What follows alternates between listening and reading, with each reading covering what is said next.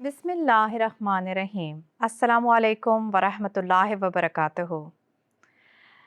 Balance is a program where we try to bring life and faith into a state of alignment so that we can discharge our duties both to our Creator as well as to our fellow human beings. Bringing life and faith into harmony will inevitably allow us to achieve a sense of balance, both physically as well as on a spiritual level, enabling us to lead healthier, more fulfilling, and rewarding lives. Every week on Balance, we will discuss those challenges that we come across in our daily lives and how we can address these issues in such a manner that is aligned with the teachings of Islam and enables us to achieve spiritually healthy lifestyles. On today's program, we will focus on understanding why living a simple life is critical to achieving spiritual health, how we can simplify our living standards to achieve balance, and tips on spending and saving. Our guests will show us how we can become financially healthy. Joining me today is Shazir Ahmed Saiba. Assalamu alaikum wa rahmatullahi wa barakatuhu. Wa alaikum assalam wa rahmatullahi wa barakatuhu. I'm going to start off our discussion today by reciting a verse from the Holy Quran. Allah Almighty says in chapter 17, verse 27, "And give thou to the kinsman his due, and to the poor and the wayfarer, and squander not your wealth extravagantly. Verily, those who are extravagant are brothers of Satan, and Satan is ungrateful to his Lord." So in this verse, Allah Almighty commands us that we should spend part of our wealth for the welfare of others, and that not to be extravagant and wasteful, and that wealth that is spent in materialistic pursuits is not blessed. However, unfortunately, I feel like our society has shifted to a culture where it's almost as if our happiness depends on what we own, how much we consume, and the standards of our living. Oh, I'd absolutely agree. Certainly in the developed world, wealth is synonymous with respect. You know, the more wealth you have, the more respect you have. Material wealth is almost seen as a passport to social acceptance and happiness. If you look around today, society is plagued with this overwhelming desire to have bigger and better. And unfortunately, it's easy to fall prey to that way of thinking, to the point we almost become slaves to materialism. You know, if you take the case of women, for example, everyone has to have the latest fashion handbags, or they need to be wearing the brand latest names, yeah. Exactly, they need to be wearing the latest fashions from the catwalks. And of course, to nurture this pursuit, you often find people having to work second jobs. Sometimes they have to do overtime. Often it's the case where multiple members of the family have to be working just simply to sustain that lifestyle. Yeah, and it's almost as if it's a never-ending cycle. Absolutely, yes. Because, and I feel like part of the cycle of extravagant spending is due to our social circle. It's peer pressure almost, because if we don't invest in those, bigger and better things, if we don't live in a better house and drive a better car or own this or that, it's almost as if in our social circle we may not be accepted. And so there's this competition in the realm of worldly desires and these materialistic ambitions, which is, of course, only going to lead to our detriment, right? Let's hear what people have to say about living a simple life.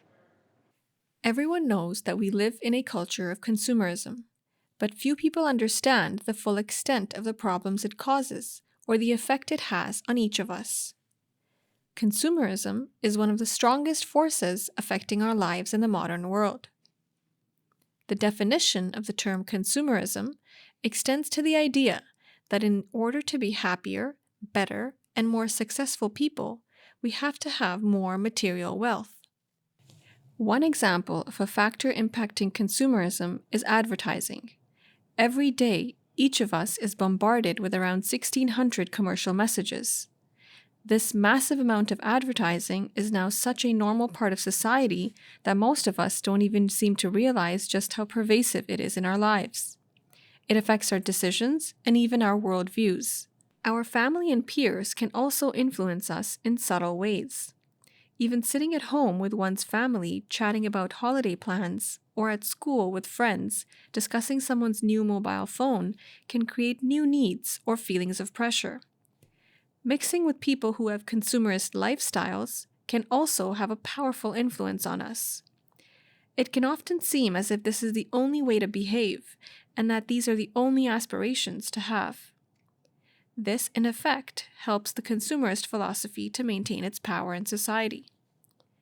Overall, this means that consumerism is the all-pervasive theme in our culture, a way of life and a judgment about what the best life is.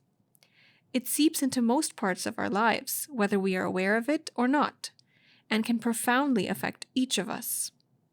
There may well be millions of people who feel this sense of dissatisfaction in their lives, but are not able to identify its cause or escape from it.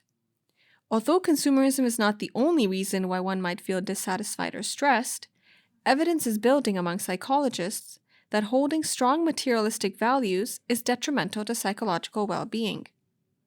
So, what's the solution? Consume less, live more. Take some time to stand back from your life, away from influences like consumerism, and think about what really matters to you in life and how you want to live. Then, try to live the life you want, not the one that others would like you to lead. For many of us, a life of consumerism and constantly striving to gain further material wealth is not the one we would choose upon honest reflection.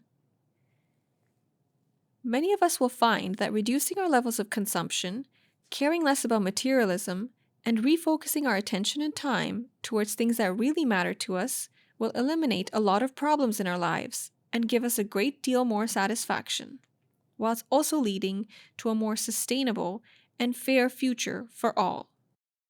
Welcome back. So how do we start to change this way of thinking in all aspects of our life, from the mental pressures to the practical lifestyle? Where do we start? I think it's really simple. I think we need to take a step back and we need to ask ourselves, what's the purpose of our existence? As you mentioned earlier on, in the Holy Quran, Allah Almighty tells us, and those who, when they spend, are neither extravagant nor niggardly, but take a moderate position in the middle. This was the practice of the Holy Prophet, peace and blessings of Allah be upon him. And essentially, Allah here, through the Holy Quran, has handed us a key to living life. I think it's a case where we simply need to know how to use that key to unlock ourselves from the shackles that actually we impose upon ourselves through our own egos and through our own vanity. Yeah, and I think the key is really to separate our needs and our wants. Which is actually a process, right? It's not that easy. And really, I mean, to realize that living a simple life is what's going to lead us to a balanced spiritual life. Absolutely. And even if you think about it on a practical level, you know, if we spend less time being engulfed in these worldly ambitions and pursuits, we practically, on a practical level, will just have more time to spend at home with our families, develop good relationships with those around us, spend more time with our children, and then, of course, devote more time to worship and prayer, Absolutely, as you mentioned as well. So how do we accomplish this? Well, I think step one is to have a budget. And what do I mean by that? Essentially, as individuals, we all have different income flows, whether that be pension or pocket money, or in the case of women, working women, for example, they would have salaries. Whatever those income flows are, they need to be measured up against your expenses. Again, you know, that could take different shape. It could be your travel expenses to and from college, or it could be your lazmi jandajat.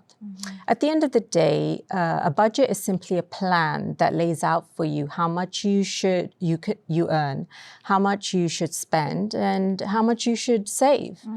You know, generally speaking, women are custodians of the household expenditure. So it's very important that they know how to manage that budget. They know what their financial goals are in life so that they can save towards them. And I think indeed a budget is very important. I read recently a study revealed that the average household income in Canada is just above $50,000 Canadian yearly. And the average household expenditure is almost $83,000 yearly.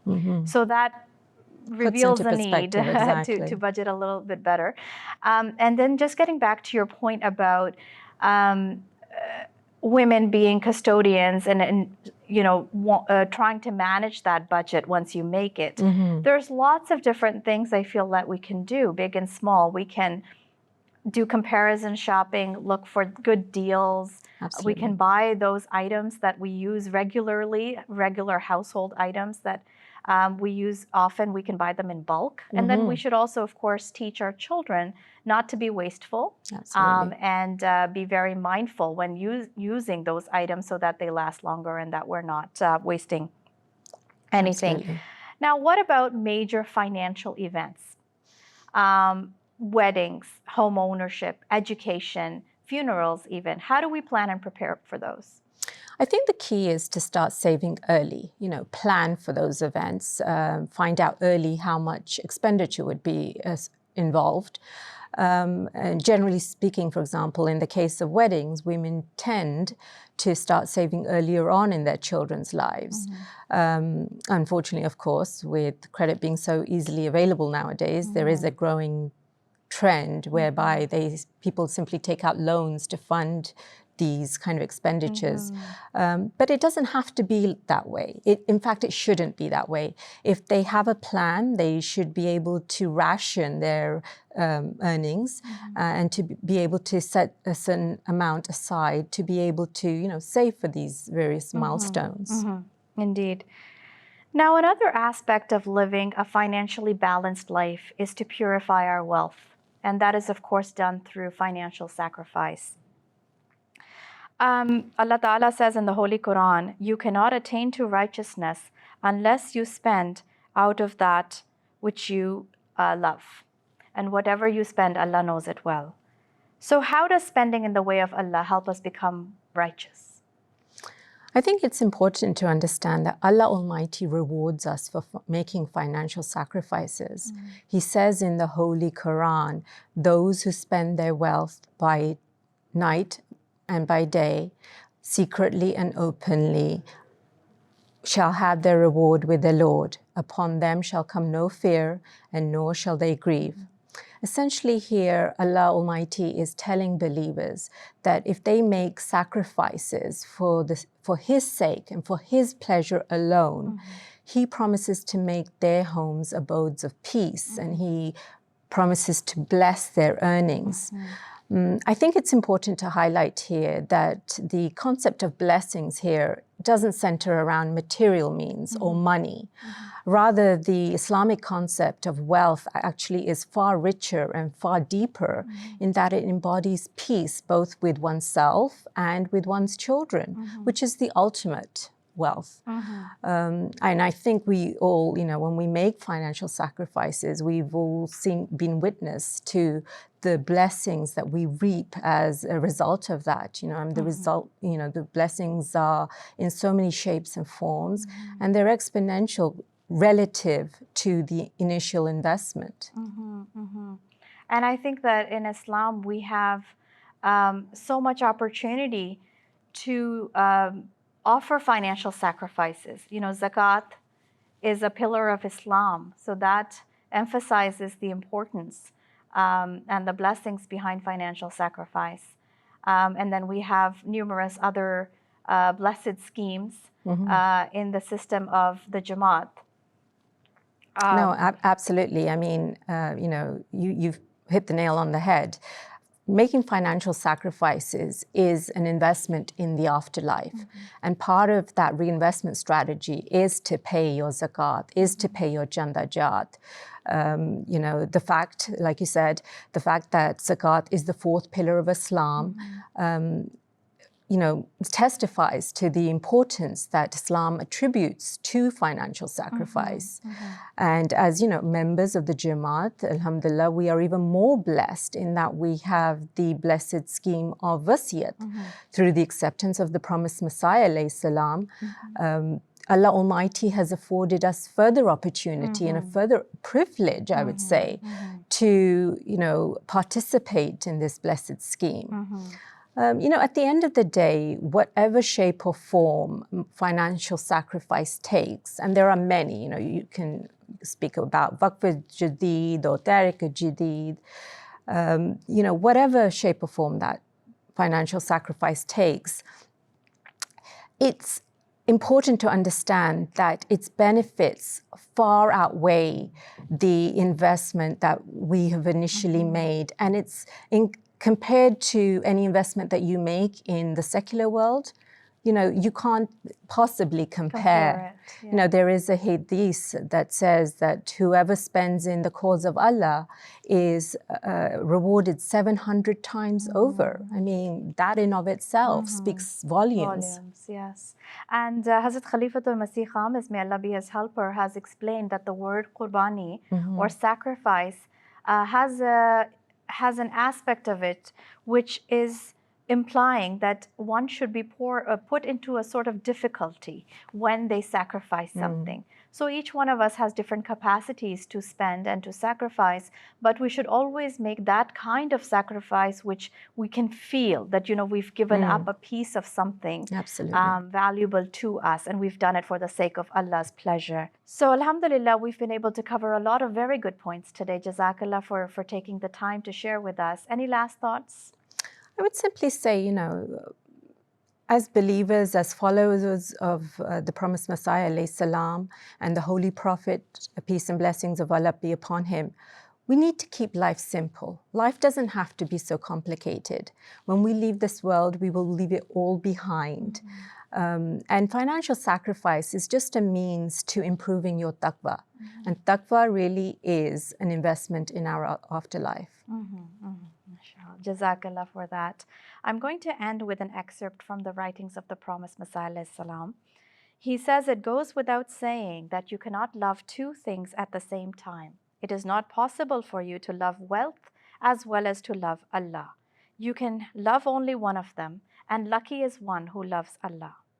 If any of you love him and spend your wealth in his cause, I am certain that his wealth will increase more than that of others, for wealth does not come by itself, rather it comes by the will of Allah. Do not ever imagine that you do a favor to Allah or his appointed one by offering your money. Rather, that it is his favor that he calls upon you for his service." Absolutely. So may Allah Almighty enable us to attain his pleasure by following the example of the Holy Prophet sallallahu alaihi wasallam, by living a simple life. May he purify our wealth and accept our sacrifices. Ameen. Ameen. Jazakumullah ta'ala wa ahsan al jaza. And until next time, Assalamu alaikum wa rahmatullahi wa barakatuhu.